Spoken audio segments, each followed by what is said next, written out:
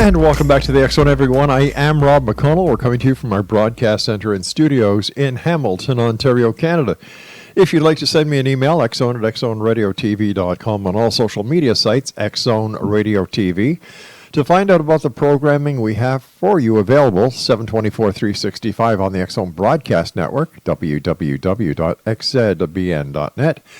And on SimulTV, all you do is you go to simultv.com. On the top left-hand corner is the channel button. Click on that. Scroll down, the X Zone TV show.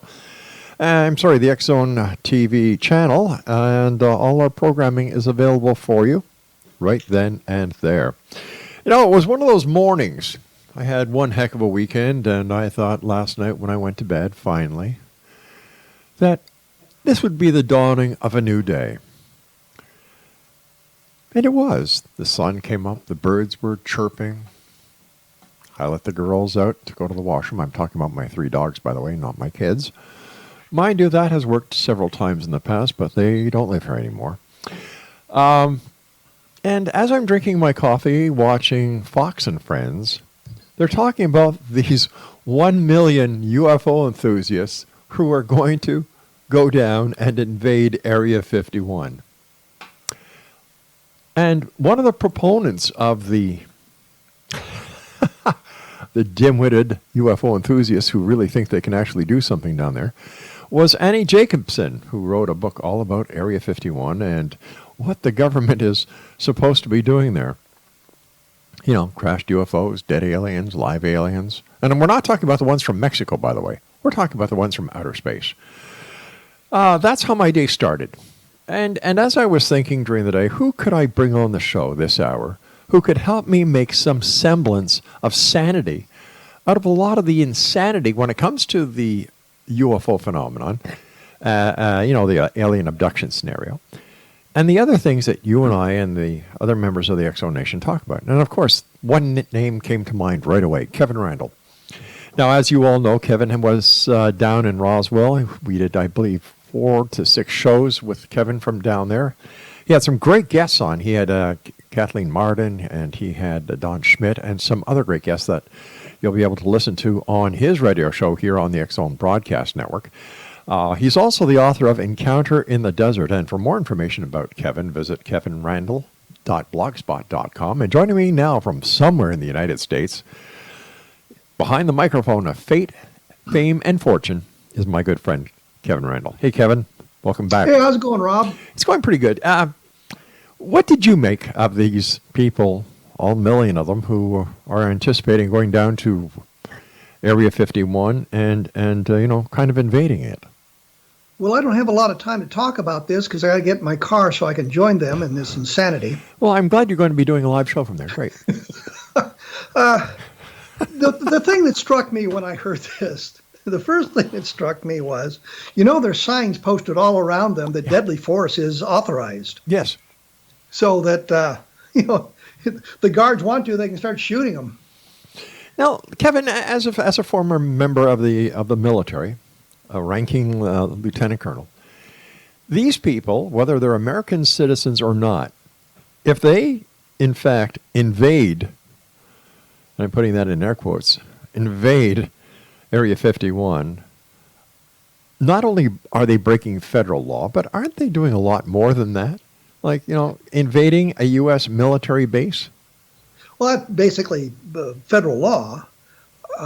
They're not authorized on the base. The place is fenced, and they could all be arrested. I don't know where they'd put those people, since we've managed to fill up all the other stockades on the borders. But the thing that strikes me is this is a facility which isn't a bunch of a secret anymore. Right. But deadly force is authorized. The guards can kill them. And I don't think they've thought this thing through, not to mention it's kind of hard to get out to that area. And I'm not sure they're going to get 1 million people out there anyway. But right. It's just pure insanity. The other thing is, I've always thought that Area 51 and that facility is where we are developing the next generation of military aircraft. Right. So there's top secret stuff going on there. But the whole idea that aliens are being kept there, or crashed spaceships are stored there came from Bob Lazar.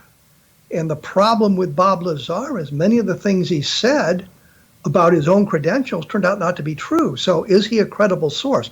Yeah, it appears that he worked at Area 51 for a few weeks. He has a W-2 form that showed he was paid. But I think he had something of a low-level job. But the real point is, he claimed to have been, I think, had attended MIT. They have no record of that. So he said some things like that are very problematic. So the idea is that we have the spacecraft there and the aliens there, it's probably not true. And even if it was true at one point, if I was a government, I'd have moved them a long time ago. So they wouldn't find what they're searching for. So it's just an insane idea. I found it rather amusing, especially since Annie Jacobsen was there, and a lot of the information that she has in her book is loosely researched, and it's going to be interesting to see what happens. I can just imagine. It reminded me of a scene from what was the name of that movie?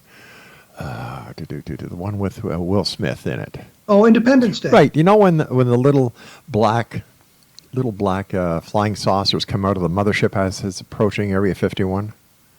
Yes. I could just see that happening. Here you have all these UFO enthusiasts. Now, not all the UFO enthusiasts, Exonation, in my book, are a rather loopy bunch. There are quite a number of really sincere, very educated, smart, dedicated believers out there, and that's great. But when you get these people who think they're going to invade Area 51 and expose the bodies of the aliens or so on and so forth, I think there leaves a lot to be desired when it comes to the amount of fruitcake that is left in their Christmas tree nut bag in their head. The other problem simply is we've worked very hard to bring some credibility to the UFO field. Exactly. We've tried to embrace the scientific method. We've tried to vet the witnesses. Sometimes we've failed and gotten caught, but it's usually us in the UFO community who expose these people when we find out the truth about them. It's not the skeptics, it's not the debunkers, it's we in the field. We look at the past cases and try to bring some, again, scientific method to it, look for more information, new information on it, and then we work this hard to get this set up, and then we get these idiots going to show up and invade Area 51 to find the alien bodies. It does not help at all.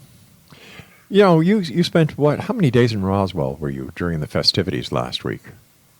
I was there for the entire thing. I arrived on a Thursday and left on Monday morning, but the festival began Friday morning and ended late on Sunday evening. So I was there for the entire festival.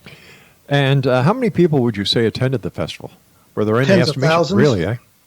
It was a mob. It was a mob scene, going in and out. Usually, all the hotels are booked. Right. And the streets are closed off. Main Street is closed off. I have actual photographs, which I'll put up on my blog when I get that part of the story written, of the streets being closed off, and all the businesses in the downtown area have some kind of name that relates to aliens. The McDonald's has a UFO-shaped entrance to it. The Dunkin' Donuts has a big alien standing outside of it. So I mean, it's become a real, I guess, tourist boom for the city of Roswell. And literally hundreds of thousands of people go through their International UFO Museum on a yearly basis. So it brings a lot of economic development into the Roswell area. It's been great for them. And I would imagine outside Taco Bell they have an alien there too, as well as behind the counter and cooking. I will not touch one that with a 10-foot pole. And I've never seen a pole taller than 5'9". Kevin Randle is my guest this hour, X-Zone Nation. If you would like to find out more about Kevin, you can listen to Kevin on the X-Zone Broadcast Network. The name of his show is A Different Perspective. And he is the author of a great book entitled Encounter in the Desert. For more information on Kevin Randle, visit him online at kevinrandle.blogspot.com. And Kevin Randle and I will be back on the other side of this commercial break as we continue here in the X-Zone from our broadcast center and studios in Hamilton, Ontario, Canada. The X Zone, a place where people dare to believe and dare to be heard. It's a place where fact is fiction and fiction is reality, and we're here Monday through Friday from 10 p.m. It feels like 10 a.m. sometimes, but 10 p.m. Eastern until 2 a.m. Eastern on the X Zone Broadcast Network. And you're listening to the X Zone Broadcast Network, where we search for the answers but demand the truth. Don't go away.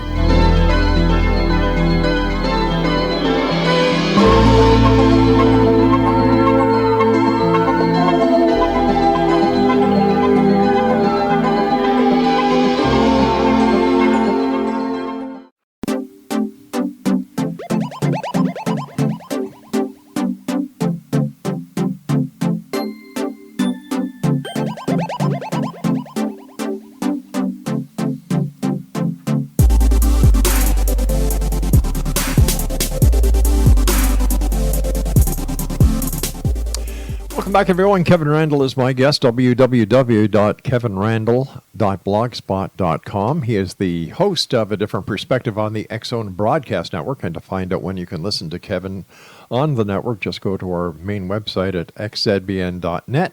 Look at the broadcast schedule. And the rest, as they say, is history.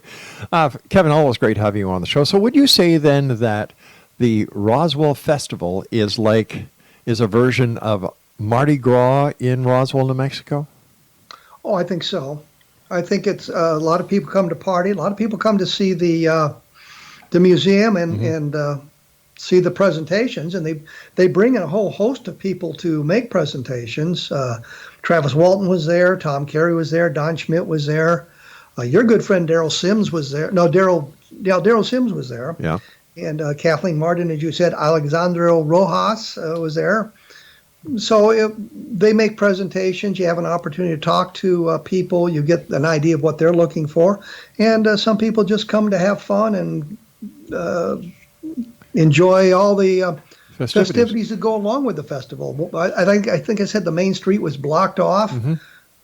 Main drag through town blocked off with all kinds of vendors and things like that there as well. So it's quite the thing. You can go for the research. You can go to participate in some kinds of workshops. You can just go to talk to the people who are writing the books or doing the research. So there's all kinds of things for people to do in Roswell during the festival. After all the years since 1947 to this year 2019, has there been any significant find that could prove that a UFO did crash in Roswell, New Mexico, and that extraterrestrial bodies were actually in the UFO, as so many believe? I looked at the Roswell case a couple of years ago, and as we mentioned at the beginning of my show, I wrote the book Roswell in the 21st Century. A great book, by the way. The upshot of that was, looking at it, we have limited documentation, which doesn't lead us to the extraterrestrial. We have an FBI document that kind of suggests the balloon explanation is a hoax. Right. We have newspaper clippings and articles, which I think is important when you compare it to some of the other stories of crashes where there's nothing in the newspapers. So we can verify that something happened and an announcement was made. We have not found any journals, any diaries, any letters from anybody who was involved in this thing in 1947. And I can kind of understand that from the military perspective, because they would have been told this is, if it had happened and it was an alien spacecraft, that this is a classified event. You can't talk about it to people who are not cleared to hear about it. But there's a lot of civilians involved as well. And you would think somebody would have written something. The only thing we really have is Inez Wilcox, who was the wife of Sheriff Wilcox. And I guess back in that era, when you elected the sheriff, you also got the wife as the matron for the jail as well. So she kind of worked in the jail. And I think she did an article. She wrote it for Reader's Digest, I think, called 4 Years in the County Jail. And the twist was she was kind of working as the matron. And in that story, that article she wrote, there was this one long paragraph about the spacecraft crash. The problem with it is an addition to the original article she wrote. There's no date on it. And clearly she could have made that addition after everything broke in 1978. So it really doesn't, it's not the kind of thing we were looking for. You know, if she dated it, the article in the middle of, the 1970s, for example, that would have been great. But we don't have anything like that, and we've looked and looked and looked. The closest we have now is something called the Ramey Memo, and General Ramey was the commanding officer of 8th Air Force, which was a parent organization to the 509th in Roswell. And he was in his office, and a reporter from the Fort Worth Star-Telegram showed up, took photographs, and did a story about the events in Roswell. The very last paragraph of the story said it was identified as a weather balloon, which by the time the reporter got there, they were passing that story around. But Ramey's holding a document in his hand, and you can almost read it. There are some words on it you can read. Fort Worth, Texas. Weather balloon, suggesting it's from Roswell. Providence is well known. General Ramey's holding the thing in his hand, and I found documentation that was put on the INS wire service, a news service, international news service, I think it was, in 1947, July 8th, 1947, even though the time it was broadcast or transmitted. Wonderful provenance for this thing. We just can't read it. And the last time I was involved in anything in depth with that was when I went down to Fort Worth with Josh Gates for his program, and they brought in a guy, photo interpreter, analyst to look at it, and he could almost make out some of the stuff. And I think that the thing that was said was, if the photographer had only been a foot closer, or he'd been a little bit to the left or right, they would have gotten a better shot of the document. We just can't read it. There's a suggestion, one line says victims of the wreck. If that is the correct interpretation, victims of the wreck, that suggests one thing to you, especially when we're talking about this event in Roswell in July of 1947. The other interpretation, which is not universally accepted, which is not as widely accepted, says viewing of the wreck. So we've got sort of the same letter combinations. Right. You just can't quite make it out.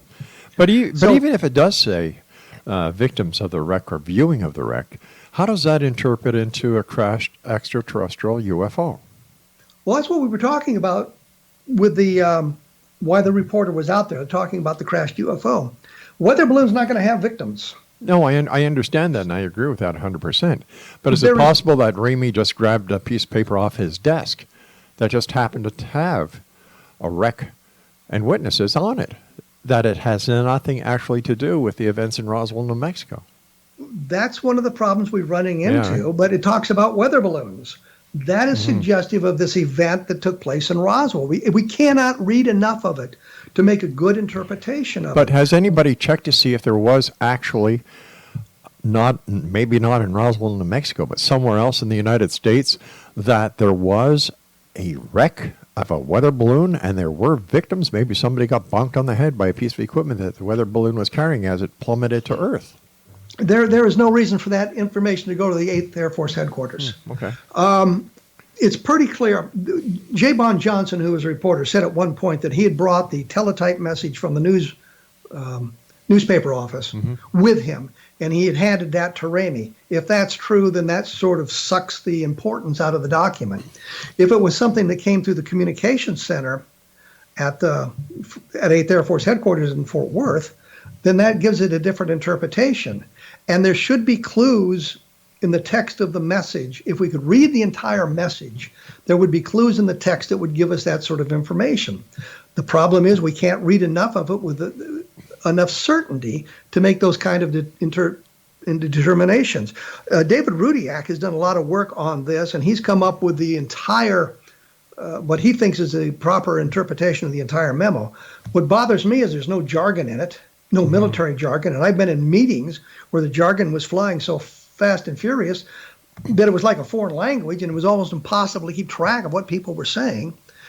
There's no military designations in it. It doesn't look like it's a military teletype, but it could well be. So there's problems with it, and we're hoping that if we could read it, and that may never happen, it may be that we've just gotten to the point where we've exhausted everything we can do, given that the fact that it's on film, and given the fact it's not quite head on, and the guy is the point of focus was General Ramey and not the message in his hand. We may have taken it as far as we can take it, and we may never ever be able to read it. If we can read it, it may give us a wonderful clue about what happened in Roswell. It may suggest aliens. or it may be something completely and totally mundane. Right. The other thing is we know in the Roswell area, and that would include the Fort Worth area and all around eastern New Mexico and western Texas, that there were no military aircraft that crashed. There was nothing that would produce victims. So that's one of the things that we're looking at. But at this point, you can't really say one way or another whether or not this deals with an alien spacecraft. It might not. We just don't have enough information to tell. In your opinion, Kevin, what would have happened if Stanton T. Friedman, who passed away earlier this year, would not have been involved in the Roswell case? Do you think the Roswell case would have just slipped into the darkness of forgetfulness? No. Len Stringfield, who is a very serious researcher living in Cincinnati, Ohio, was doing something that he called crash retrievals. And he was looking at stories of proposed crash retrievals and that sort of thing. And he also got on to the Jesse Marcel story, Jesse Marcel being the air intelligence officer who kind of started the whole thing. And so the story would have built from there. And we've got other UFO crash retrieval stories that have hit the big time, Aztec being one of them. So I think it would have got to play. It was kind of dying out in 1990 when Don Schmidt and I began our investigation, simply because Stanton was off on MJ-12 and others weren't paying a lot of attention to Roswell. So we kind of revitalized the whole thing in 1989, I think, is when we began our investigation. All right, Kevin, stand by, my friend. You and I have to take our commercial break. In X Zone Nation, my guest this hour is Kevin Randle. He's the host of A Different Perspective on the X Zone Broadcast Network.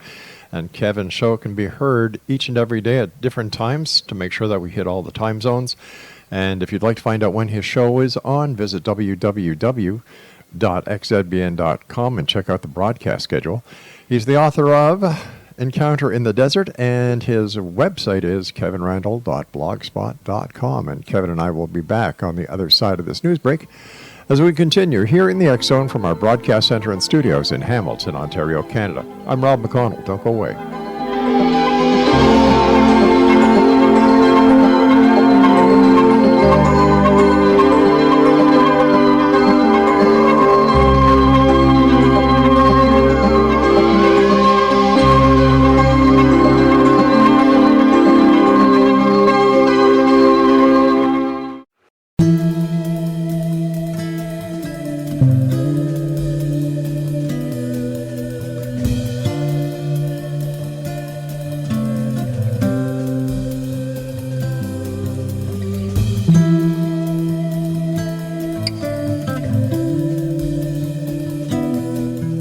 X Zone Nation, Kevin Randle is our guest this hour. He is the host of A Different Perspective radio show on the X Zone Broadcast Network.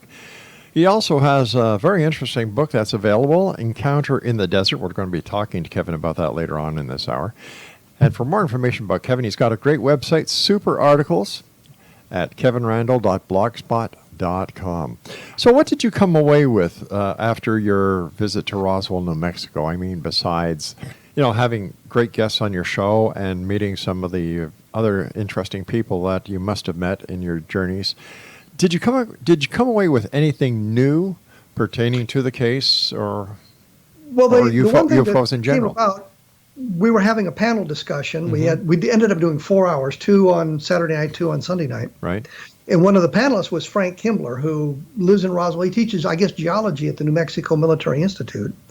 And he's been all over New Mexico, and he's been out to the debris field, the crash sites, looking for metallic debris. And I said something that we were kind of talking about earlier, which was the REL-MAR memo and how, we haven't found anything like that, and we don't have any metallic debris.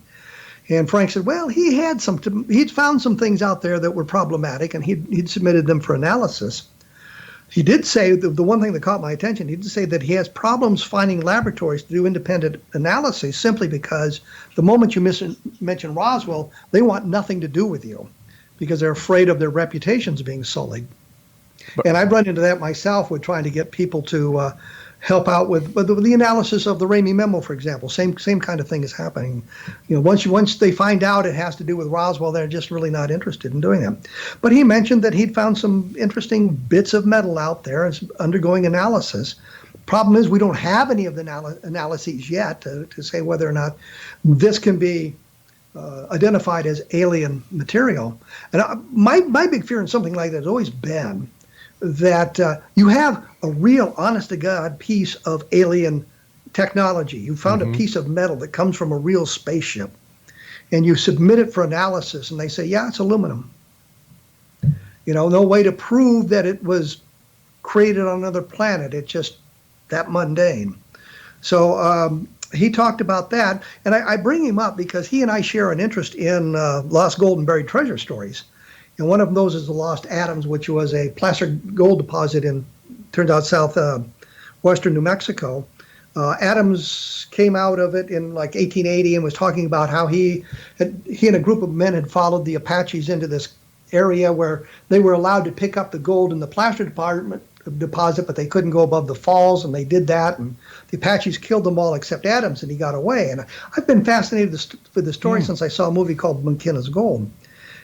Frank tells me that he's found the place. He's found the Lost Adams diggings, and I asked him about it, and he says, yeah, it's called Apache Box Canyon. You can Google it. He says the landmarks that Adams talked about are there, and he's been to the place, and it's not as littered with gold as it had been, but there's bits of gold there. Placer deposit is there. So he may have actually found it. And I found that fascinating that he's actually been there. But it has nothing to do with UFOs and alien spaceship crashes. It's just another interest that I shared with some of the people. So it was something that came out of the Roswell festival. That is interesting. I remember on one of your shows you had... It had nothing to do with UFOs, but you had the guy on. I can't remember his name. Keith Pleskett. That's it. Well, and that was, that came about because I had been reviewing on my blog the Treasure Quest show. That's right, yeah.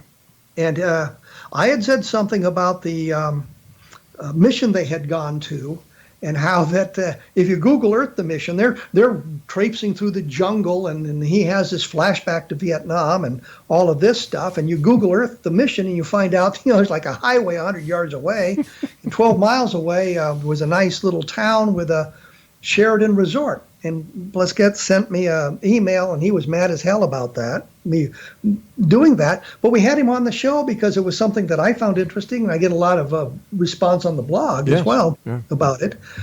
And the things that he said were just extraordinary. I'd say, well, how did all this come about? And he would say, well, we were cast. And he's talking about, we didn't know what we were going to do until we got our scripts the next day. Scripts the next day?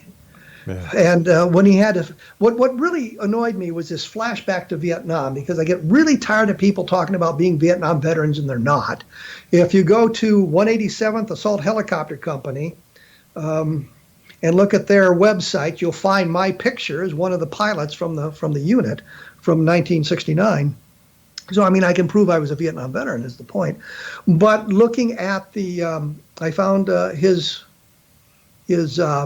Facebook page and looked at it, and he was wearing his Navy uniform, and on it he was wearing the proper medals and ribbons for Vietnam service. But he was talking about his 2 tours in Vietnam, and I found out what he meant was he'd been there for a while, gone on R&R, and came back, so he got 2 tours. And I'm thinking, well, geez, I have 2 tours then, and everybody had 2 tours because we went on R&R in the middle of our tours there, but we had to come back. It was really just a single tour. Right. But the point was, he sent me this nasty letter, and I wrote back to him and invited him on the show, and he kind of exposed the whole thing for the scripted program that it was. And then another one of my favorite shows was your interview with Christopher Montgomery. My good friend Christopher Montgomery. Well, the thing that I've noticed is in today's world, it's so easy to get a book published. You don't have to have a really in-depth knowledge of the topic. Well, hell no, you just self-publish. They're self-published. They're on Amazon, so it's like they're really published. And he was saying some nasty things about me in the book, which were untrue, and so I thought I'd have him on the show and talk about it. My goal was to get him to hang up, to question him to the point where he'd just get so annoyed he'd hang up, and I was asking questions that were legitimate. Yep. He was talking about Maury Island, for example, and I did you know that Ray Palmer, the science fiction editor of Amazing Stories, was one of the instigators of the Maury Island story? Well, no, he didn't know that. And it got to the point where he was saying that I was nothing but a shill for the Air Force, and I wanted to know where. I knew I wasn't a shill for the Air Force, and I wanted to know where he got that information. What was his source? Because the source is wrong. You have no obligation to protect the source if the story's not true. And he wouldn't give me an answer. It boiled down to he kept saying no comment, no comment. Yeah. But the point is, you look at his book, and it's very superficial. It's like he trolled the internet, picked some cases that interested him, and didn't do in-depth research, didn't find out what else had been written about this stuff, found what he wanted and wrote his book and went off on a tangent. Yeah, I think how the series of events was, I had him on my show, and then he said some nasty things about you, and I contacted you, and I said, listen to this clip. And then what happened the final time? He just refused to come on? I wrote him after he'd hung up, and he Yeah. claimed that the Skype had gone out or something, and we knew that wasn't true. Mm-hmm. But I wrote him an email, and I said, we didn't get to finish our story and to talk about it. Let's come back on and let's see what we can iron out here. And he wrote back and he said, well, that was a good idea, but he'd like to make read a prepared statement, and then he wanted a list of the questions I would ask. And I told him, nah, it's not going to be a prepared statement, but he was smart enough, he could have got it in. And I sent him 50 questions, detailed questions that would have required hours and hours of research. The questions I could answer in a minute because I've done the hours and hours of research. But after that, he never contacted me again. And that was the end of that. I think if you're going to write a book, you should be prepared to defend the book. Definitely. If you can't defend the book, then you should admit that. I have never walked out of an interview. I've never hung up on a host of a program, even when the questioning becomes a little bit tense. I figure if I can't defend the book, then I have more research to do, and I should admit that. So I know others. Philip Klass had hung up on shows, and others have done that because they just couldn't answer the questions and they just didn't like the tone of the conversation. Mm-hmm. I'm thinking we got to be prepared to do all of that and answer the questions, even if they're somewhat hostile questions. Well, I know you're going to find this hard to believe, Kevin, because you and I talk so much and together, and I have the occasion to work with you. I've had a few guests hang up on me. No, yeah, I'm telling you, yes, and I really don't know why. Well, it's with my pal Christopher. It was because he couldn't answer the questions. Yeah. And he didn't like the hostile environment. I'm thinking, you started it. He created the hostile environment. Absolutely. Yeah. Had he not said those bad things, he and I probably wouldn't have had the discussions. He wouldn't have been on your show. Yeah, there would be no reason to bring him on. But since he was accusing me of these sorts of things, I thought I had an obligation to not only the UFO field, but to the listeners of the program to clarify these situations. And you did, yeah. He couldn't do it. Oh, my goodness. When we come back from this commercial break, Kevin, I'd like to talk to you about Encounter in the Desert, the book that we've been talking about, and, the other great books that you've written. So, Exo Nation, on the other side of this break, when we come back for our final segment, Kevin Randle will be with us. We're going to be talking about Kevin's book, Encounter in the Desert. And for more information about Kevin Randle, visit his website, www.kevinrandle.blogspot.com. And as I've been saying over the last 45 minutes, if you'd like to listen to Kevin and his very popular radio show on the X Zone Broadcast Network, it's entitled A Different Perspective. And it's heard 7 days a week at different times throughout the day. So no matter where you are in the X Zone Broadcast Network listening area, you too will have the opportunity of joining Kevin's show and listening to his fascinating guests.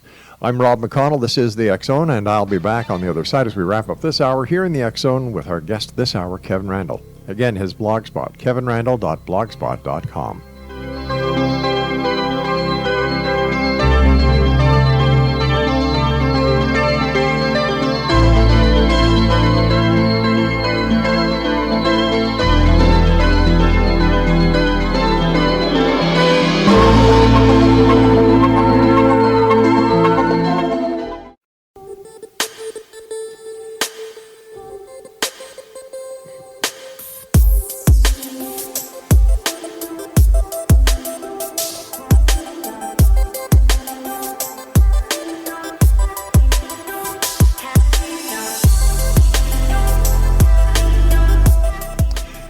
And welcome back, everyone. This is the final hour of this edition of the X-Zone Radio Show with yours truly, Rob McConnell. My guest this hour is Kevin Randle.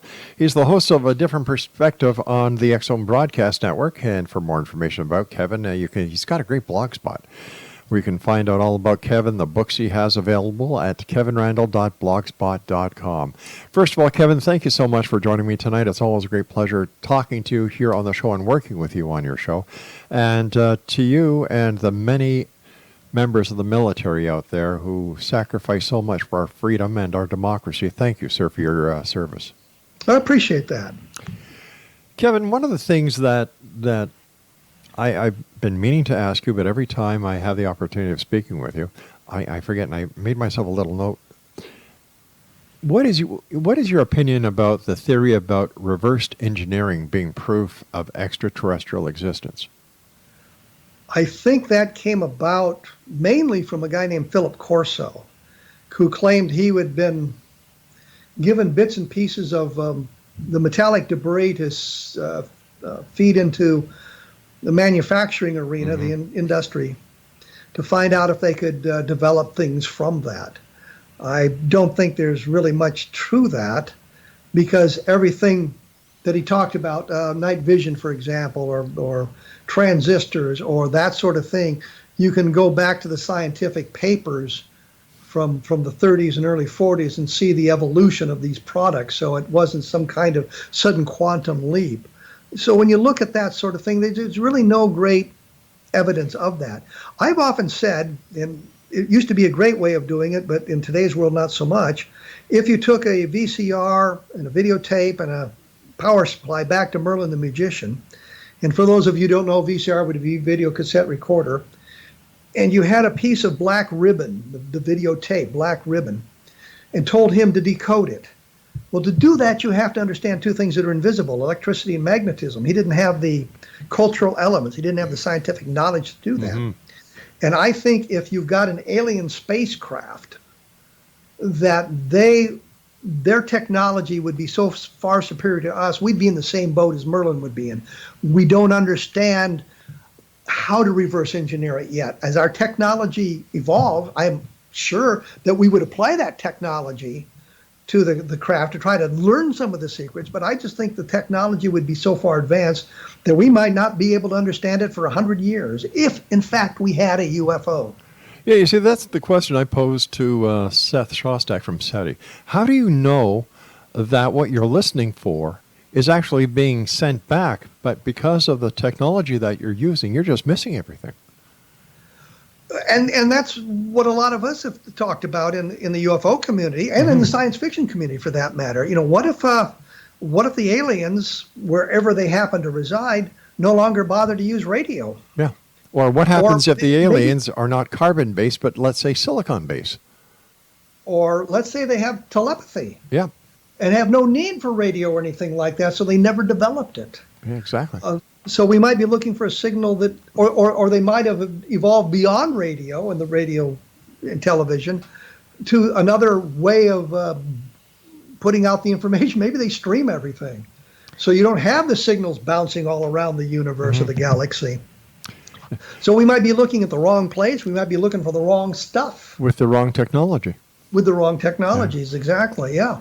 Kevin, tell us about Encounter in the Desert. This is the Lonnie Zamora story. He was the police officer in Socorro, New Mexico in April of 1924.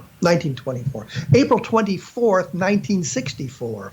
I was thinking that this is my niece's birthday, April 24th, and that got me off on a bad tangent there.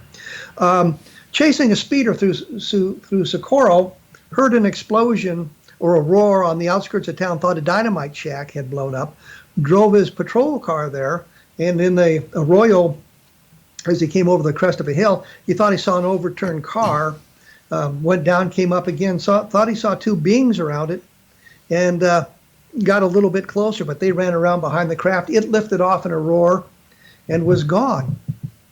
So you've got a police officer making this statement. Within minutes, literally within minutes, his friend Sergeant Sam Chavez was there, didn't see anything, but saw the remains of a sort of a bush that had been scorched by the flame of the thing, and grass that had been slightly burned, and 4 landing gear impressions. So there was physical evidence left behind. And then within 90 minutes or so, the FBI and the military was involved. And from that point on, you had an awful lot of people on that site looking at it. Hector Quintanilla, who was the chief of Project Blue Book in 1964, tried to find a solution for this case. Went to New Mexico, went to Alamogordo, where there was at Holloman Air Force Base, where there was a lot of experiments going on. White Sands, New Mexico, with a lot of experiments going on, looking for something that would account for the sighting. And he could not find it. It's one of the very few cases in the Project Blue Book files, which is labeled unidentified, where you've actually seen physical beings. There were other witnesses involved, and we know this because they had called the police station prior to Zamora reporting in with what he had seen. 3 people had called in. The dispatcher didn't bother to take their names. And Richard Holder, who was an Army captain who was involved in the investigation within 90 minutes, in his report he wrote that very night, mentioned that 3 people had called the police station. So we have some good evidence that there were other calls coming in about this case. Nobody tried to find him. The flight path was known. Socorro wasn't that big. Somebody could have knocked on some doors and seen if to try to find something. Nobody bothered to do that, which gives you an idea of how good the investigations were at that time. But the point is, it's a book about that sighting, and all this information is laid out, and what the Air Force did, what the APRO Aerial Phenomena Research Organization people did. That would be Coral and Jim Lorenzen. What the NICAP guy did, which was Ray Stanford. All these people, what their role was and what they saw and what they heard from Lonnie Zamora. So it's a book that looks at all of that and looks at some other cases that are closely related to it that suggests maybe a pattern, or suggests other cases that should have been brought forward but were not back in 1964. Who called the military? Who called the FBI? Or did they just show up unexpectedly? It's not clear how they got involved. One of them is that Holder had been called here. His people had been called at their station on the White Sands Missile Range, and then Holder called the FBI, or the FBI got called first and called Holder. It's not clear who called whom to get them involved in this thing, but they were there within 90 minutes, and that's been documented by the materials that were created that very night. So they were definitely involved. Then Hynek, J. Allen Hynek from the Air Force consultant on UFOs, he was there with Sergeant Moody, who was the official investigator, was there 3 or 4 days later. So, we've got all that documented through the Air Force files and what APRO had and the NICAP files and all of that sort of thing. In your opinion, Kevin, what is the hardest part today of being a UFO investigator and author? You brought it up at the top of the show. 1 million people going to storm Area 51. Yeah. That doesn't help. The hoaxes don't help. The jokes don't help.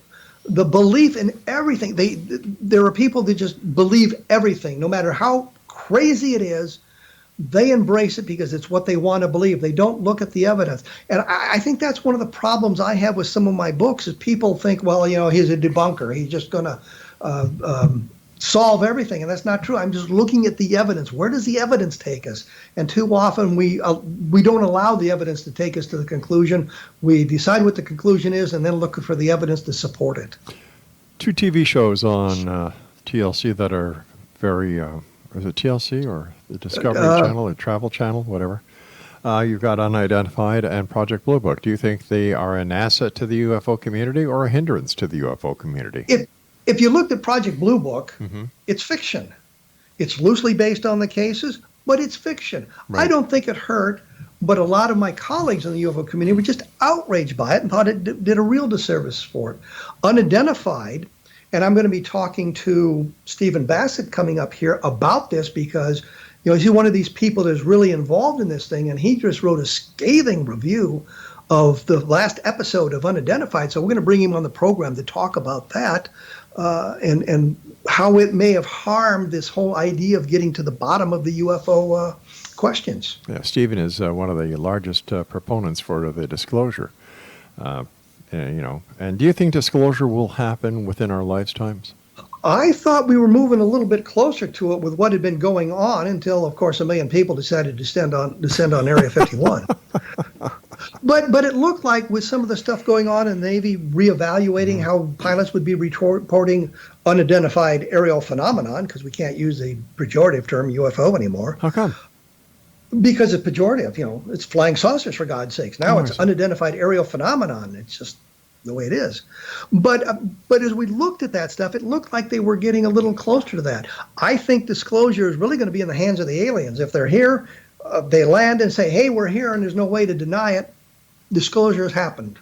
But the government doesn't seem to have any motivation to do that. And of course, if you want to see aliens, all you have to do is go down to the southern border of the United States. They're there. Yeah, there's literally hundreds of thousands of them. Kevin, as always, great pleasure talking to you, my friend. And as you know, being the host of your own show, time is of the most precious thing that we have here. So I want to thank you very much for your time tonight, Kevin. Always great talking to you. Continued success, and I look forward to the next time you and I meet, either here in the X Zone or on the in the studio of your show. Take care, my good friend, and thank you so much. Thank you. All right, X Zone Nation, I'll be back on the other side of this commercial break and the news at 6.5 minutes past the top of the hour as we continue here in the X Zone from our broadcast center and studios in Hamilton, Ontario, Canada. Don't forget, kevinrandle.blogspot.com.